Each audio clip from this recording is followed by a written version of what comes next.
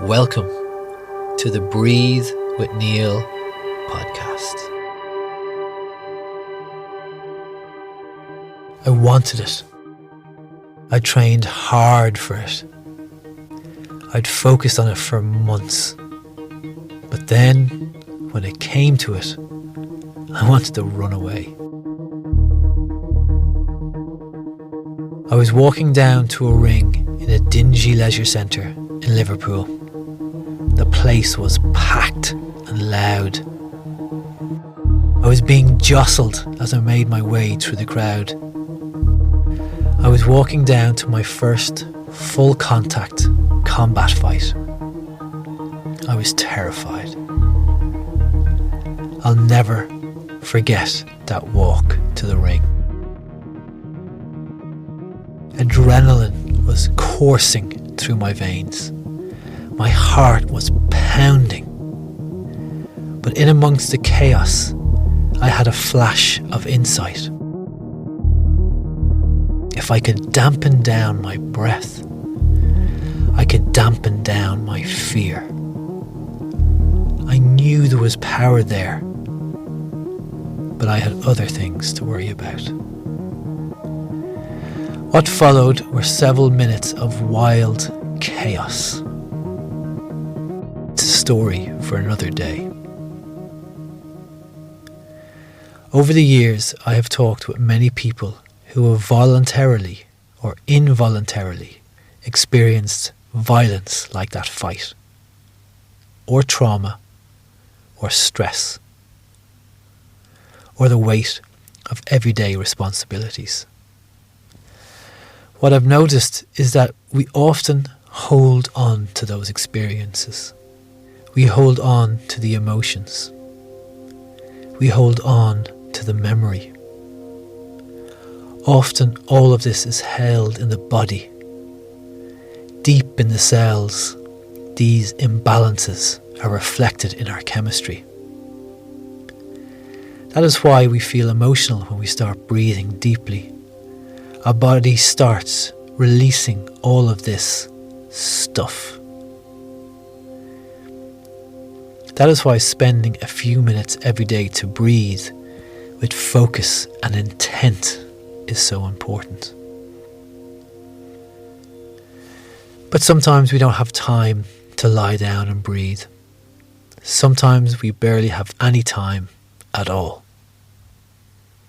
So we need something that we can do now to let it go. And here it is. As you listen to this, breathe gently in, then just exhale. Just sigh. Let your shoulders sag as you exhale. Breathe in again. Now just let the exhale go. Really let it go. Let your whole body sag. Let everything go. One more big breath in and then surrender on the exhale. You don't need to hold on to anything. We can do this as often as we like. We can do it at any time. We can do it anywhere. We don't have to go to a dingy leisure centre in Liverpool to release the healing power of our breath. All we have to do is let it go.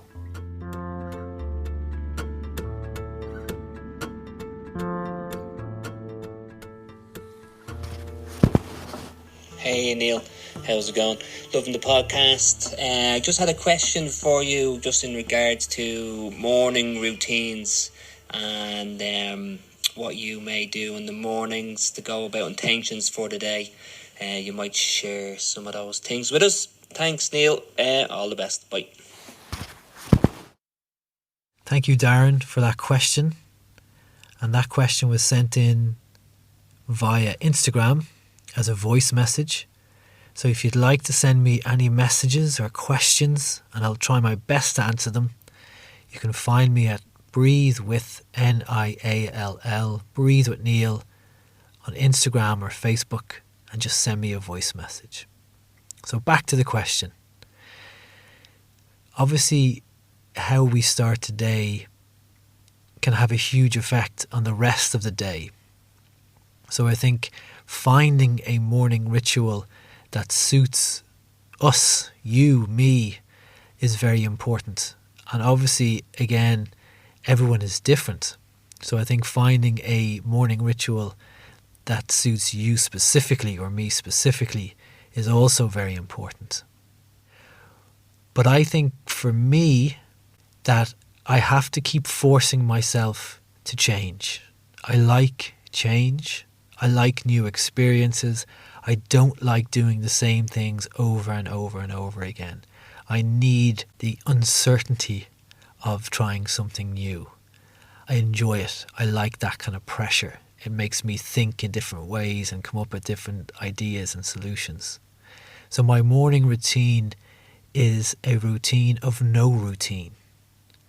It changes all the time. But there are a few key elements that are always included there in the morning. And for reasons of logistics, really. So my 4 children they get up about 7 a.m.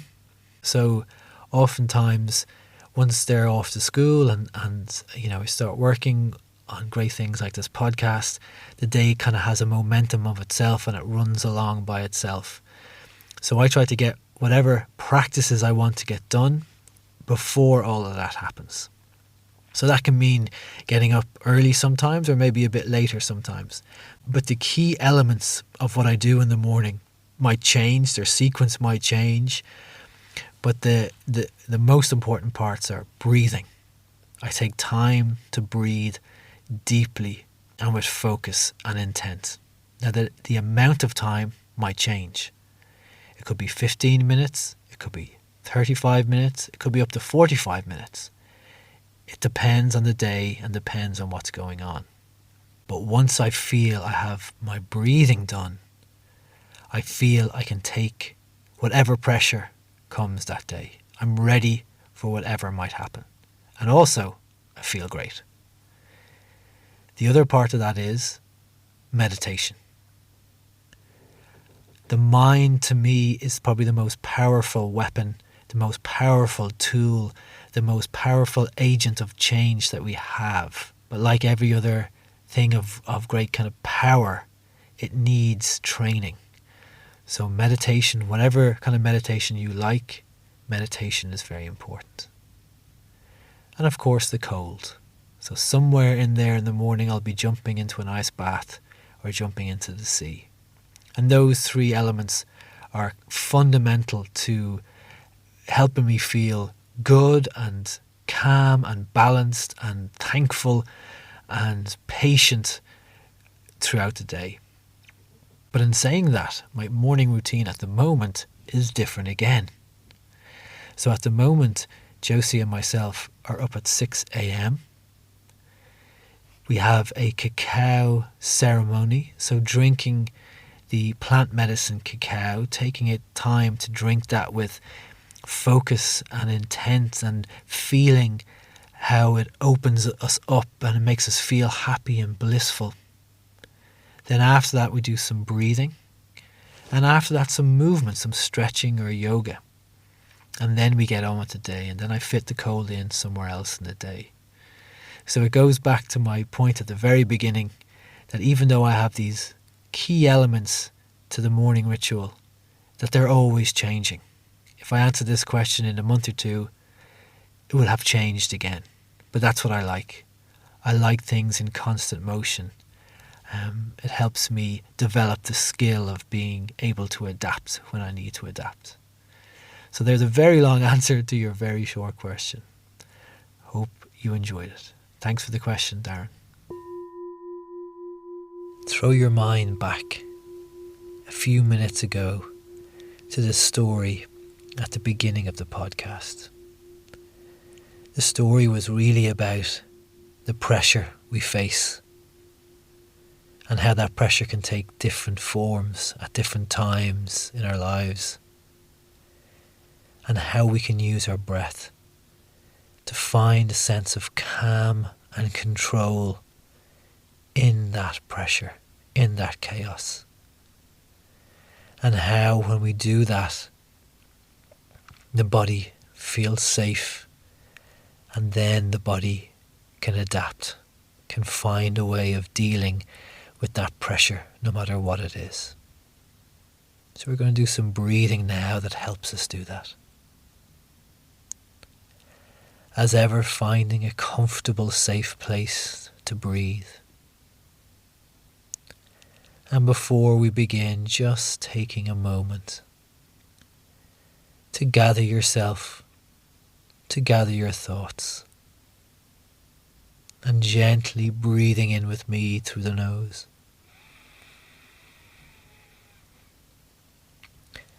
And breathing all the way out to the very end of your exhale. And when you reach the end of the exhale, breathing gently and deeply in.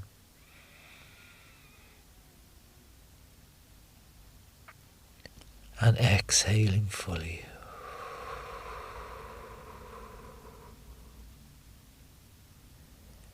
And when you reach the end of that exhale, breathing in again.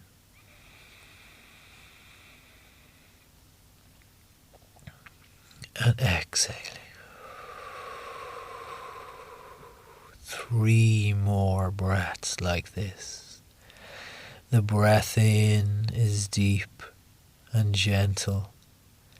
The exhale, breathing all the way out. And when you reach the bottom of that exhale, breathing in again.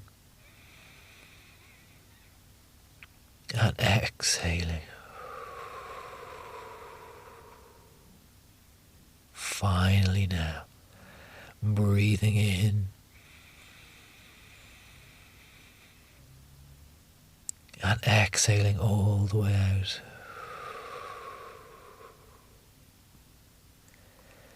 And just resting here for a moment, perhaps noticing already how the heart rate has slowed, how the body is shifting down into the parasympathetic part of the nervous system, helping you feel safe and calm.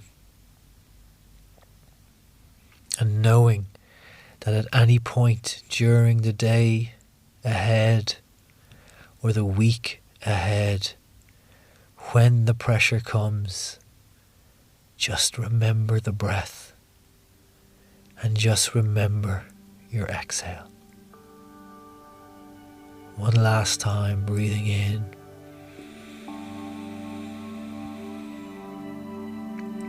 and exhaling.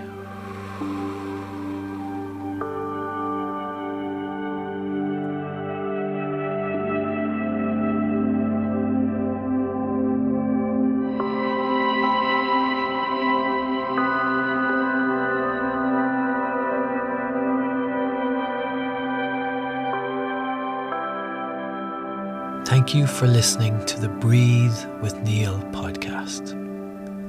If you've enjoyed what you've heard and enjoyed the breathing session, you can find out more about my events and my online courses and other great stuff at my website, breathewithniall.com. breathewithneil.com. This podcast is produced by the magnificent Conor Sweetman of C-Suite Studios. Music is from Blue Dot Sessions. We'll see you next week.